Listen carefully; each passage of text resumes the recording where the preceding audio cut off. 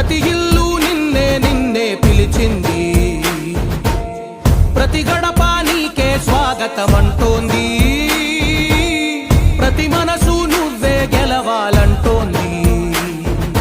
పెద్ద కొడుకు నీవై తోడున్నావో చాలు, జరుగుతుంది మాకు మేలు మేలు.